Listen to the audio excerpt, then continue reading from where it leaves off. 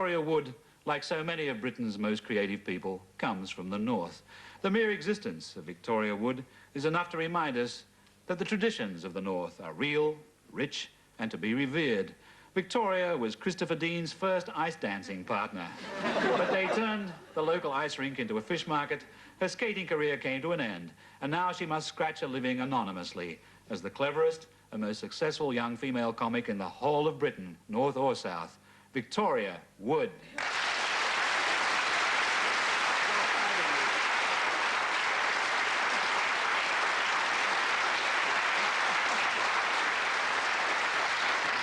Victoria, I'm about to interrogate you ruthlessly for 10 minutes, which I'm sure is the last thing you'd like to be doing tonight. I know you've recently been on holiday, yeah? Yes, I have. Were you endlessly bothered by your fellow holiday makers? No, I wasn't spotted. I went promenading up and down, placard saying I'm off the television, and nobody said a blind thing. Where was this? I went to St. Lucia in the Caribbean. Is that a West Indie? It is West India, yes. And what did you do, apart from parading up and down? Oh, well, when I wasn't parading up and down, I was lying on my back, toasting my doodahs.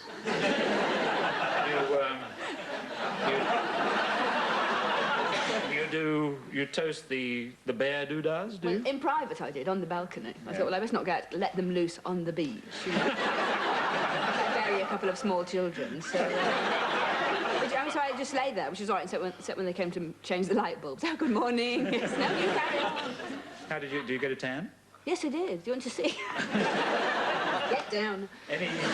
Any pain attached to the tan? No, I love it. I love tanning. What do your fellow holiday makers do? What do they do to amuse themselves? There was a reggae competition one lunchtime when it was raining, and there was only two people doing it. There was a little boy doing it really, really badly. He was only about 3. Couldn't blame him. And there's his mother saying, "Yes, I see. You'll bend the knees. I see. I see." And then there was a limbo dancing competition in the evening and this same woman appeared, slightly more tanked up. And her husband was doing limbo dancing, and for some reason he was wearing polyester trousers and a bare chest, and trousers like yours and socks and shoes like yours.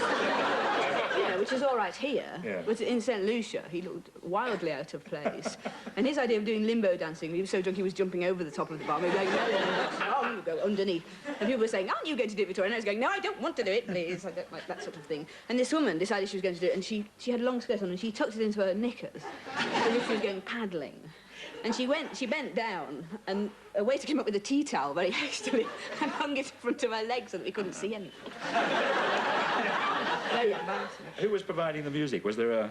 There was one of their appalling steel bands. I mean, their main export is bananas. It's not music. It sounded like an accident in a bicycle factory. All steel bands are appalling, aren't they? These were worse. Yeah. I always thought a steel band is just the ruination of a perfectly good set of 44-gallon oil drums. Holidays are a bad scene generally, aren't they? And do you seek out bad scenes and use them for material? You're a great one for storing up. I don't seek them out. I'd like to have a good time like everybody else, you know. But if you're going to have a bad time, you might as well make a few quid out of it later. But, you must take note. You must take notes. No, I don't. But you've got a fantastic memory. I'm very worried because in about 2 minutes I'm going to run out of things to say to you. You're doing fine, but you've got this terrific memory you can rely on. And then if you don't take notes, you must. No, I don't take. No, I was going to make most of it up, really. No, I don't really copy what things have really happened. I make most of them up. Well, you store things away, though. You must see things that inspire. Yes, I do. I love that. Your sketches are based on such close observation. I love that sketch in your last series about student life, which certainly match my opinions of my memories of student life. What do you're a drama student. What do they actually do, drama students? They feel each other up with the lights out. And then the lights go on and you're feeling 2 men have been mending the coffee machine. Yeah, they did that for 3 years. Is that what you were in it for? You thought this is... BA groping, I guess. No, I thought we'd do a lot of acting, but they said, no, you're no good at acting. You've got to do groping instead. Did you learn anything? Did you learn to did it bring you out of yourself? No, it brought me into myself, because I was quite up when I went there. I was 9 stone, cheekbones, and none of this, and all, you know, I arrived.